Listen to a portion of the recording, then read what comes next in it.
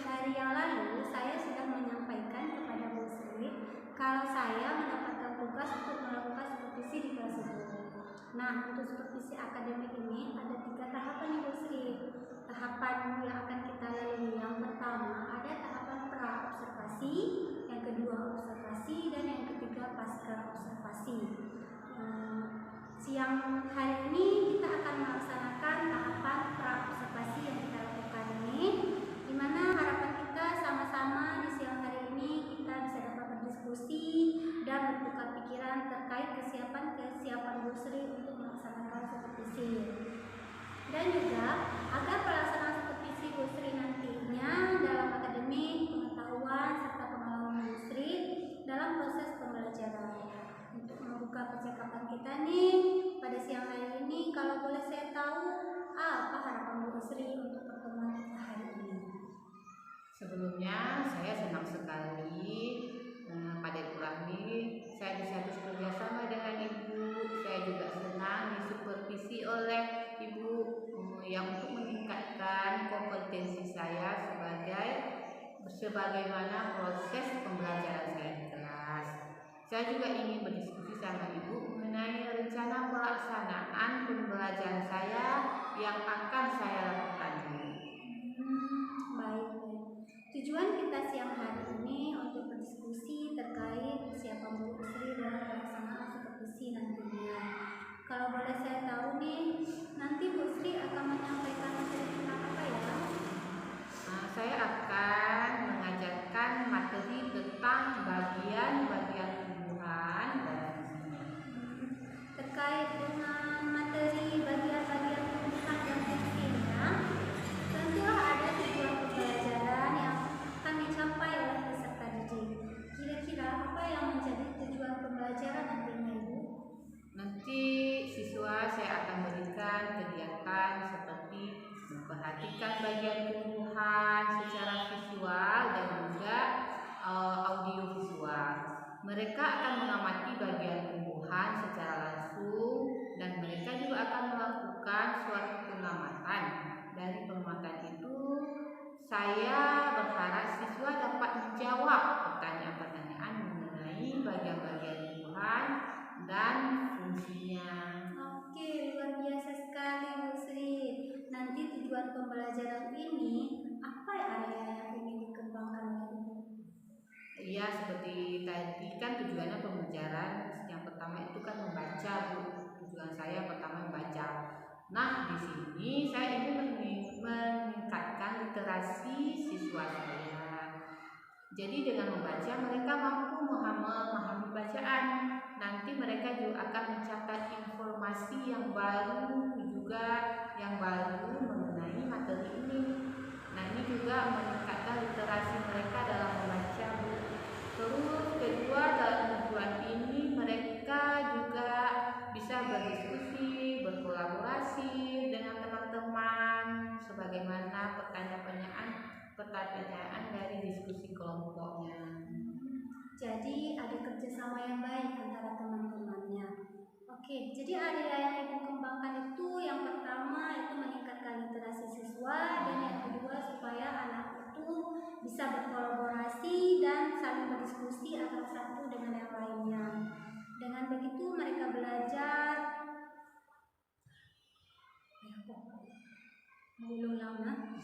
jadi ada kerjasama yang baik di antara teman-temannya. Oke, jadi area yang Ibu kembangkan itu yang pertama yaitu meningkatkan literasi siswa, dan yang kedua supaya anak itu bisa berkolaborasi, saling berdiskusi antara satu dengan lainnya. Luar biasa sekali. Nah, kalau boleh saya tahu apa saja nih yang sudah dipersiapkan untuk supervisi nantinya, Ibu? Persiapan saya seperti ini, Bu. Ini kan ada rencana pelaksanaan pembelajarannya. Saya membuat RPP berdiferensiasi dan juga mencantumkan KSI dan budaya positifnya. Seperti yang Ibu bimbing kemarin, bagaimana saya untuk mencantumkan KSI dalam RPP saya. Selain RPP, Bu, saya juga menyusun KPD yang saya buat dalam 3 kelompok, Bu. Nah, jadi nanti berbeda-beda, Bu, mereka mendapatkan KPD-nya. Saya juga menyiapkan alat peraga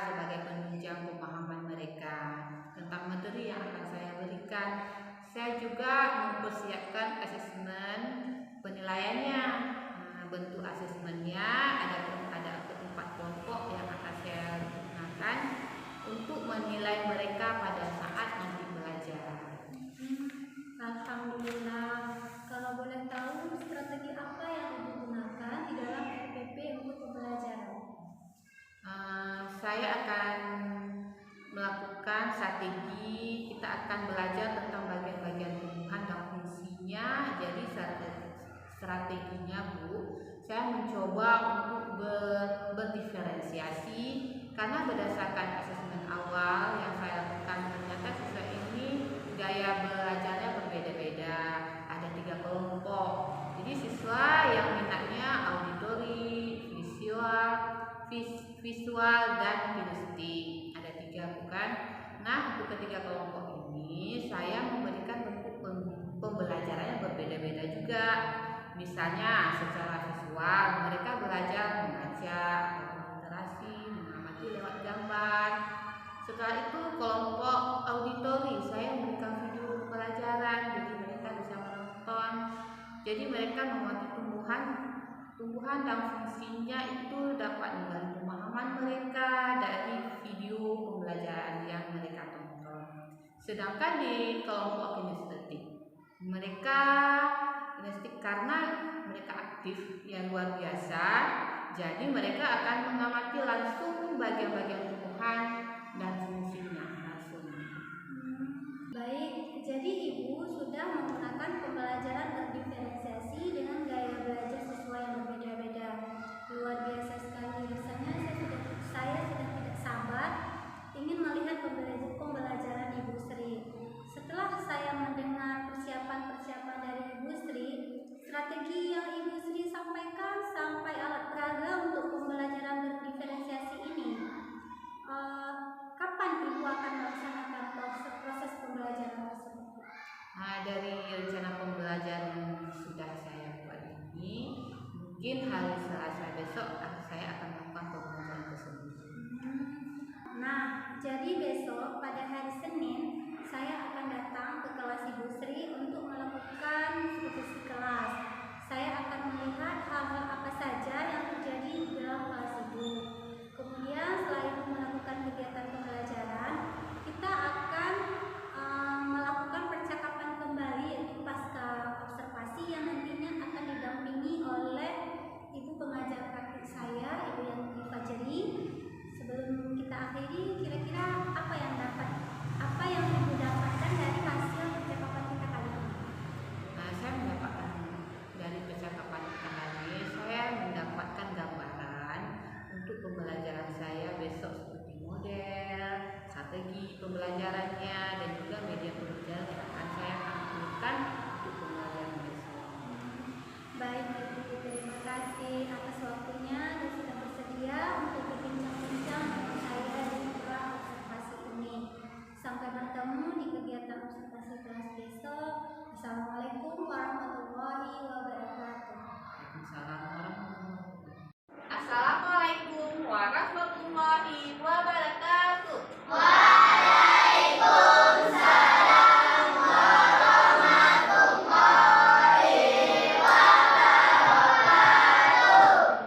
Apa kabar anak ibu semua hari ini? Baik. Sehat semua? Sehat. Sebelum kita lanjut belajar, mari sama-sama kita membacakan doa.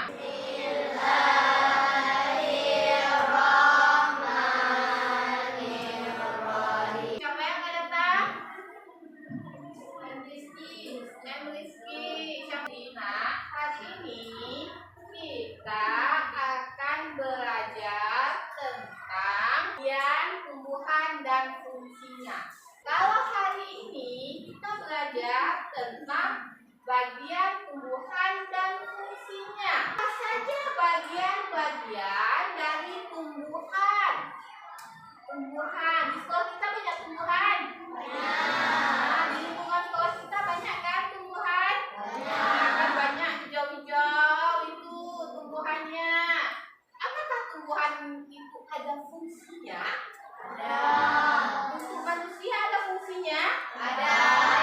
Banyak sekali manfaat tumbuhan itu untuk manusia. Jadi bagian-bagian tumbuhan itu siapa yang tahu? Ada apa? Yang paling bawah? Apa lagi? Dan setiap bagian-bagian tumbuhan itu ada manfaatnya. Semua ada manfaatnya yang kalian sebutkan itu. Contohnya seperti yang kita makan apa? Buah. Nah, paling suka makan buah ya. Kalau daunnya sayuran. Nah, juga berharap makan. Setelah pembelajaran kita hari ini, anak-anak ibu dapat mengetahui bagian-bagian dari tumbuhan dan juga apa manfaat dari bagian-bagian itu. Jadi ketika nanti pulang ke rumah, anak-anak itu sudah tahu dan bisa bercerita kepada orang tua, adik, orang tuanya tentang bagian-bagian tumbuhan dan setiap fungsi dari bagian-bagian itu. Nah, sekarang coba tengok ini, ada gambar apa? Ini, coba lihat. Banyak nggak buahnya? Banyak. Apa buahnya? Siapa suka makan buah apel? Tunjuk tangan. Tidak perempuan rata-rata suka makan buah apel ya? Oh, abang Najib. Siapa yang bisa baca? Coba kakak Anya pernah baca.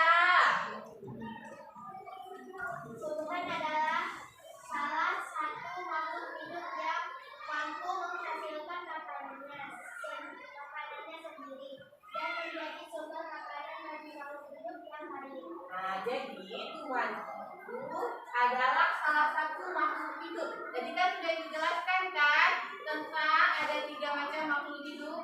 Tumbuhan itu juga termasuk makhluk hidup. Kenapa bisa makhluk hidup? Karena dia sama juga kayak manusia, ya kan? Dia butuh makan, bernapas, tumbuh besar, ya. Dan lihat ke depan semua. Ini adalah contoh dari tumbuhan. Apa? Habis itu daun. Apa? Bunga. Bunganya warna apa? Warna pink atau merah muda ada bilang. Nah, sekarang coba lihat video ini ya. Dilihat dan disimak, dia mandi. Nah, sekarang kita mau kerja kelompok. Nonton video. Nah, jadi kelompok nanti didiskusikan setiap kelompok masing-masing. Pilih yang mana? Dan sekarang, nah mulai. Buka. Lihatkan dengan cara apa? Mulia, nah boleh ambil ke depan. Boleh. Kelompok di sini mau memuliakan dengan apa? Oh, menonton video. Oh, boleh. Kakak video bentar lagi. Pilih. Mau gerak nak ya? Mau lihat ke depan? Boleh. Maju aja ke depan ya. Maju aja ke depan.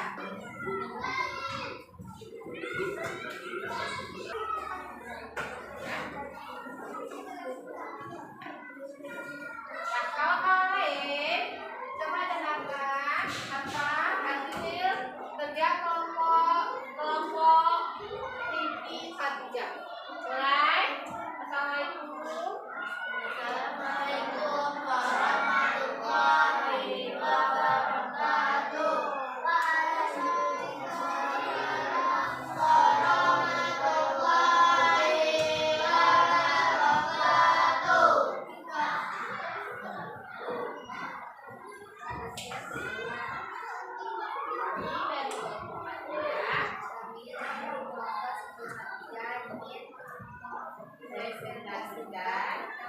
Dikerjakan soalnya 1 sampai 3. Dari pembelajaran kita hari ini, apakah anak ibu senang dengan pembelajaran hari ini? Senang. Ada yang mau bertanya tentang pembelajaran hari ini sebelum kita langsungkan pelajarannya? Pelajaran hari ini tentang bagian-bagian dari tumbuhan. Tumbuhan saja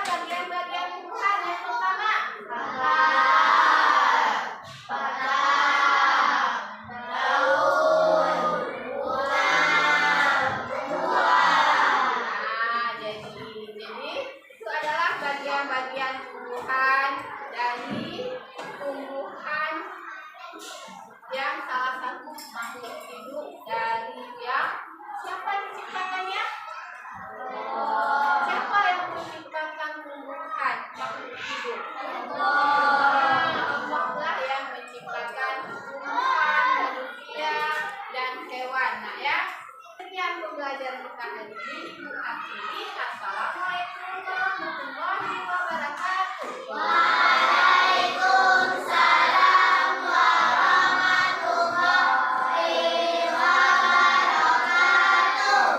Assalamualaikum Ibu Sri.